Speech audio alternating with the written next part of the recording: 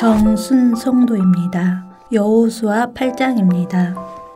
여호와께서 여호수아에게 이르시되 두려워하지 말라, 놀라지 말라. 군사를 다 거느리고 일어나 아이로 올라가라. 보라, 내가 아이 왕과 그 백성과 그의 성읍과 그의 땅을 다 내 손에 넘겨주었으니 너는 여리고와 그 왕에게 행한 것 같이 아이와 그 왕에게 행하되 오직 거기서 탈취할 물건과 가축은 스스로 가져라. 너는 아이 성 뒤에 복병을 들지니라 하시니 이에 여호수아가 일어나서 군사와 함께 아이로 올라가려 하여 용사 3만 명을 뽑아 밤에 보내며 그들에게 명령하여 이르되 너희는 성읍 뒤로 가서 성읍을 향하여 매복하되 그 성읍에서 너무 멀리 하지 말고 다 스스로 준비하라.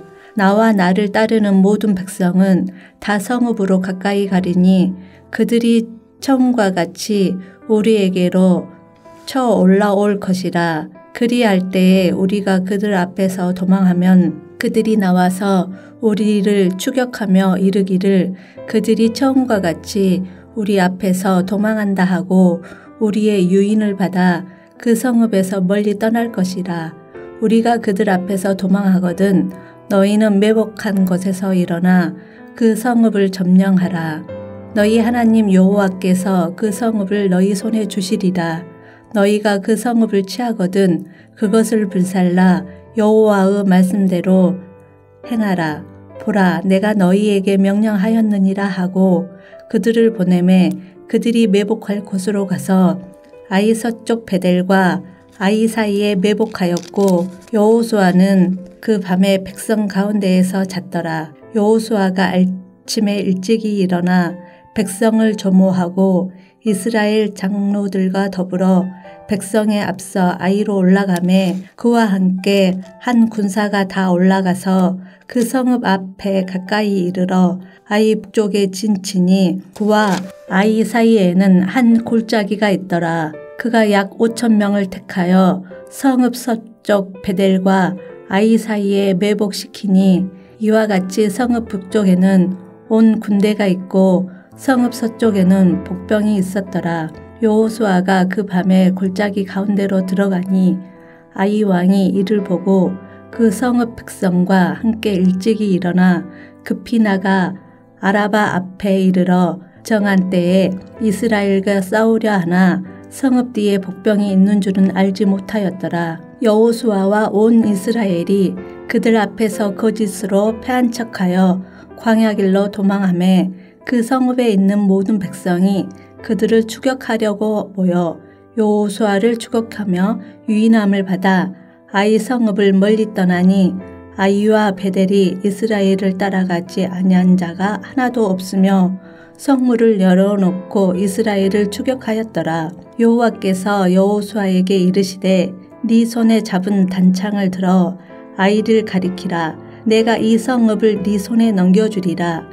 여호수아가 그 손에 잡은 단창을 들어 그 성읍을 가리키니 그의 손을 드는 순간에 복병이 그들의 자리에서 급히 일어나 성읍으로 달려 들어가서 점령하고 곧 성읍에 불을 놓았더라. 아이 사람이 뒤를 돌아본즉 그 성읍의 연기가 하늘에 닿은 것이 보이니 이 길로도 저 길로도 도망할 수가 없어 되었고 광야로 도망하던 이스라엘 백성은 그 추적하던 자에게로 돌아섰더라.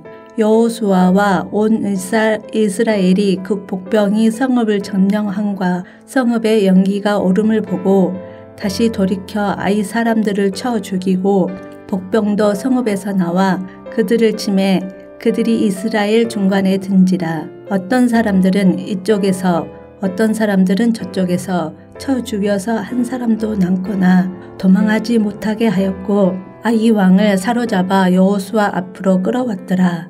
이스라엘이 자기들을 광야로 추격하던 모든 아이 주민을 들에서 죽이되 그들을 다 칼날에 엎드려지게 하여 잔멸하기를 마치고 온 이스라엘이 아이로 돌아와서 칼날로 죽임에 그날에 엎드러진 아이 사람들은 남녀가 모두 12,000명이라. 아이 주민들을 진멸하여 바치기까지 여호수아가 단창을 잡아 든 손을 거두지 아니하였고 오직 그 성읍의 가축과 노락한 것은 여호와께서 여호수아에게 명령하신 대로 이스라엘이 탈취하였더라. 이에 여호수아가 아이를 불살러 그것으로 영원한 무더기를 만들었더니 오늘까지 황폐하였으며 그가 또 아이 왕을 저녁 때까지 나무에 달았다가 해질 때에 명령하여 그의 시체를 나무에서 내려 그 성문 어귀에 던지고 그 위에 돌로 큰 무더기를 쌓았더니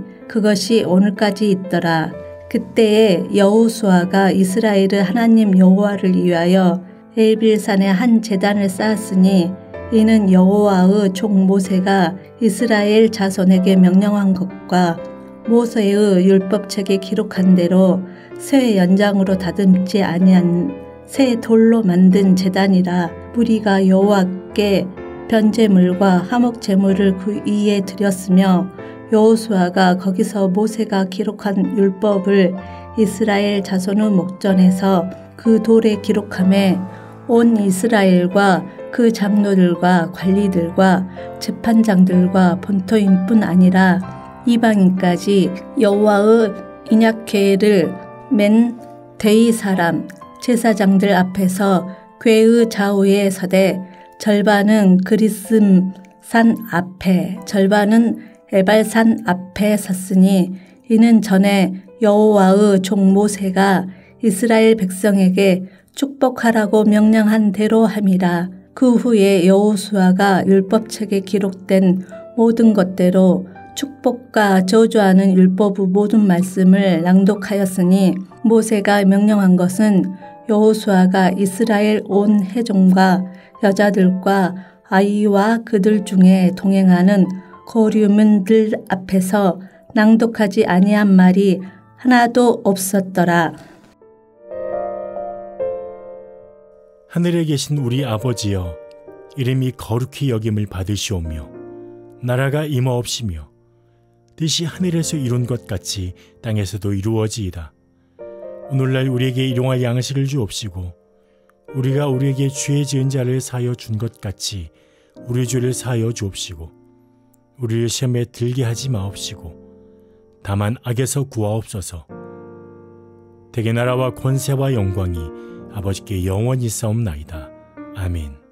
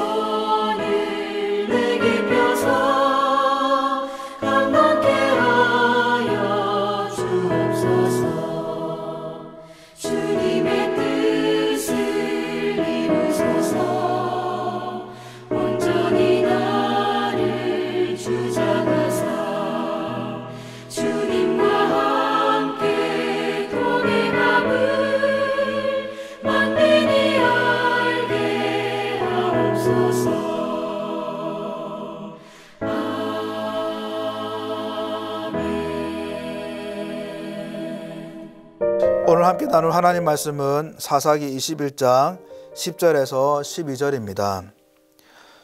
회중이 큰 용사 12,000명을 그리로 보내며 그들에게 명령하여 이르되 가서 야베스 길랏 주민과 부녀와 어린아이를 칼라로 치라.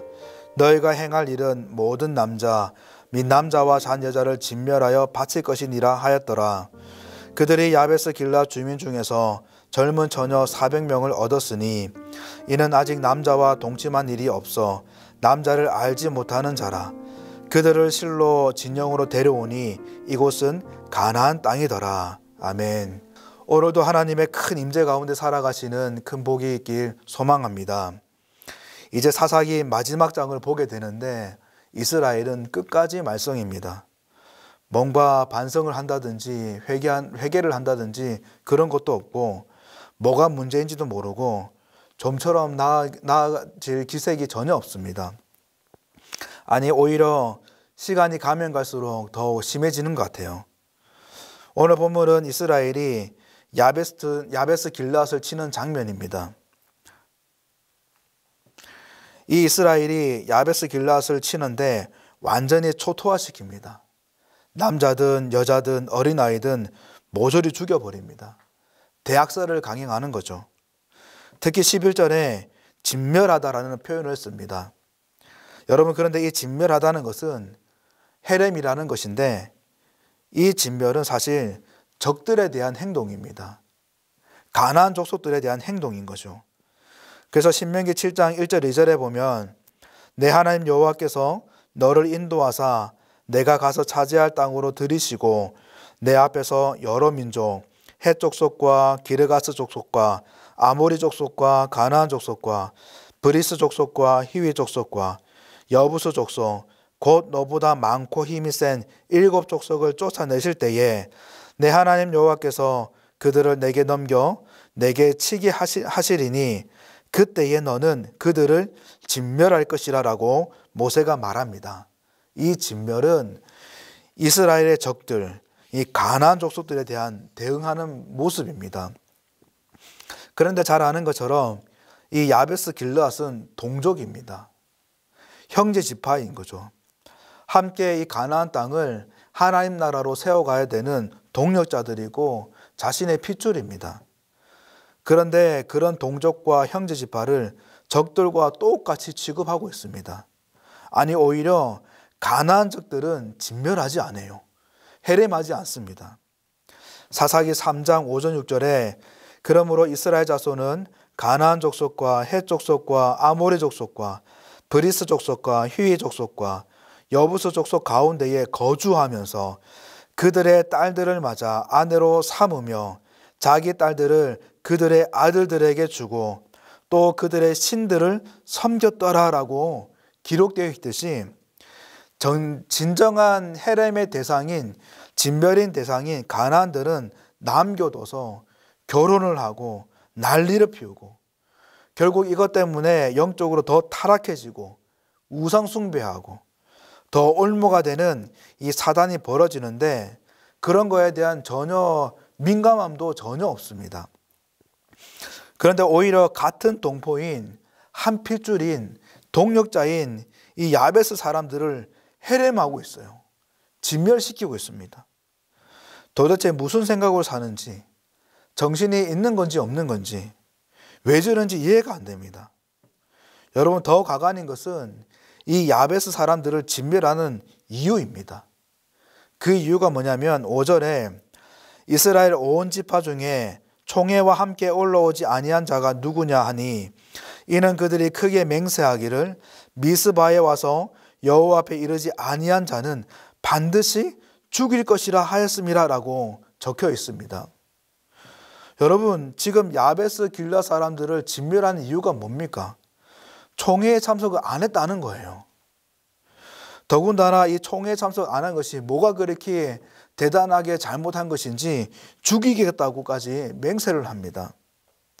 지금 그 맹세 때문에 이 야베스가 초토화되고 있는 것이죠. 여러분 더 안타까운 것은 이 헛된 맹세의 비참함이 이번 것만은 아닙니다. 여러분 이 총회가 어떤 자리인가 하면은 20장에 보면 이스라엘이 베냐민 지파를 대대적으로 학살하는데 무려 용사만 2만 5천 명을 죽입니다. 완전히 짓밟아 버리죠. 겨우 600명만 남아서 광야로 도망쳐서 살아남았는데, 그러고는 이 강경하게 이 베냐민 지파의 씨를 말리겠다고 자기 딸들을 베냐민 사람들에게 주지 않기로 맹세를 합니다. 그러고서는 금방 돌아서서 또 후회를 하죠.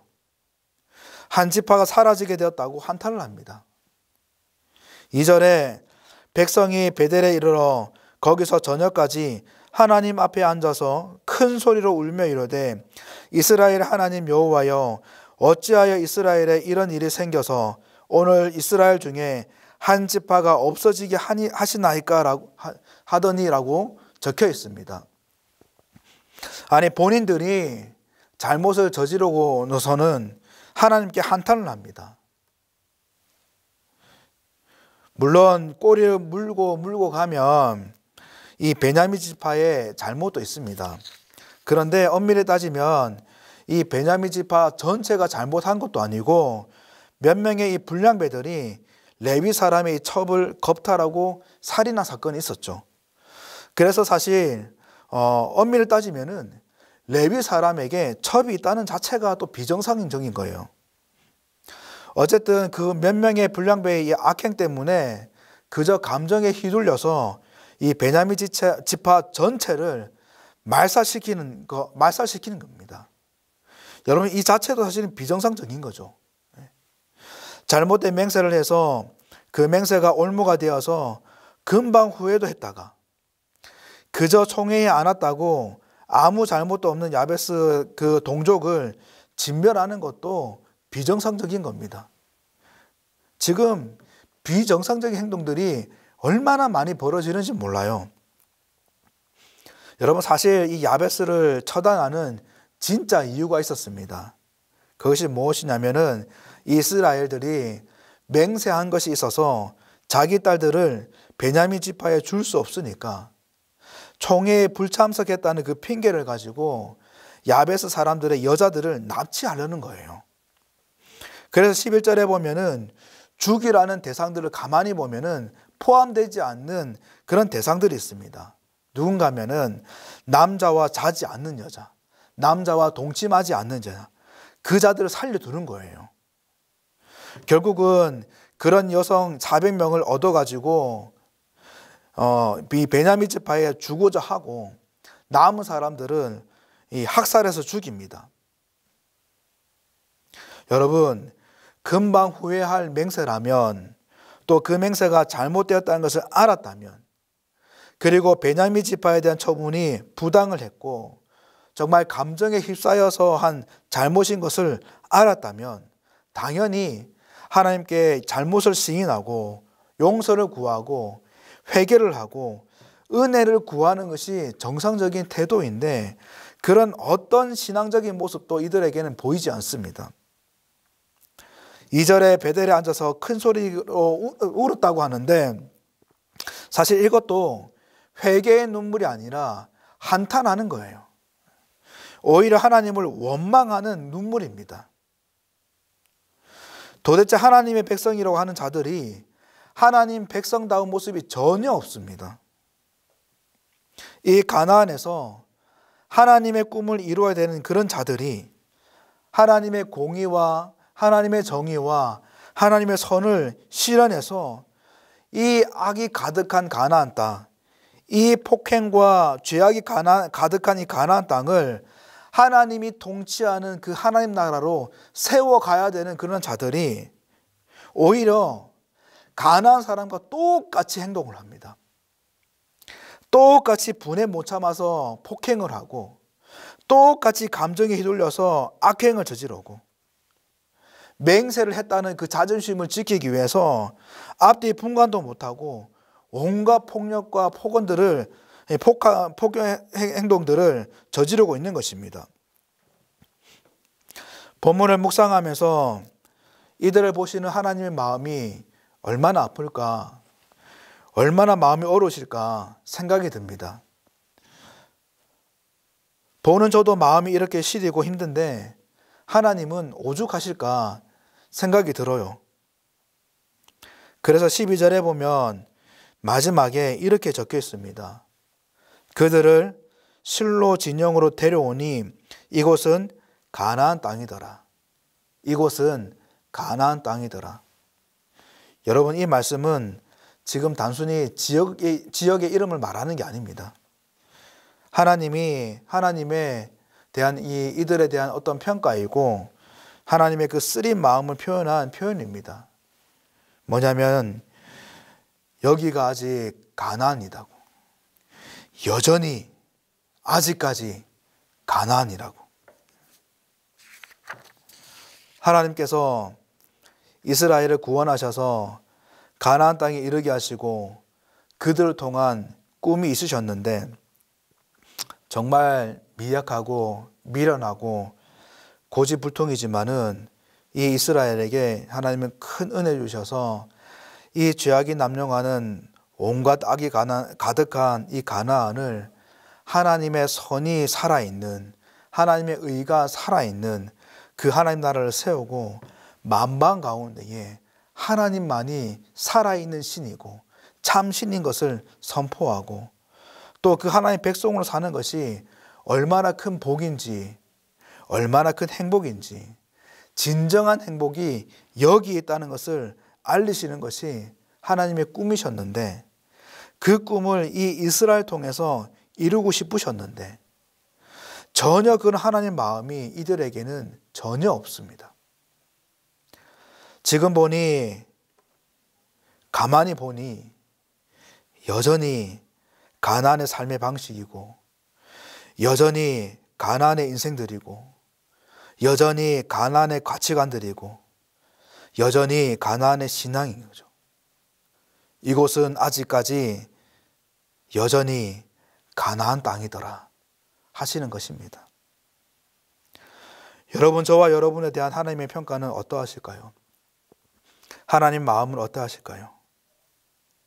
여러분, 이스라엘이 왜 이렇게까지 되었을까요? 이유는 딱 한 가지입니다. 다른 것이 아닙니다. 그것이 무엇이냐면 모든 것의 기준이 하나님이 아닌 나가 되고 있기 때문인 것이죠. 여러분, 다른 것이 죄가 아닙니다.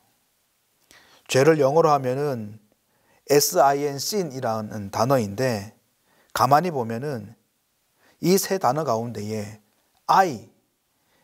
나가 중심에 있습니다. 내가 중심에 있는 것. 하나님이 중심이 아니고 하나님이 기준이 아니고 내가 기준이고 내가 중심에 있는 것. 그게 바로 죄입니다. 꼭 도둑질을 해야, 살인을 해야 죄가 아니라 모든 판단의 기준이 나가 되어 있는 것. 그 자체가 사실 죄인 것이죠. 오늘 말씀을 통해 우리 자신을 다시금 진지하게 살펴보는, 돌아보는 은혜가 있길 바랍니다. 정말 나의 인생, 나의 삶은 누가 기준이 되고 있는지, 누가 중심이 되고 있는지. 그래서 로마서 12장 2절에 너희는 이 세대를 본받지 말고 오직 마음을 새롭게 함으로 변화를 받아 하나님의 선하시고 기뻐하시고 온전한 뜻이 무엇인지 분별하도록 하라. 이것이, 이 말씀이 우리 가운데에, 우리의 인생과 삶 가운데에 이루어지고 있는지, 하나님 앞에 내 자신을 세우고 다시금 깊이 살펴보는 은혜가 있길 바랍니다.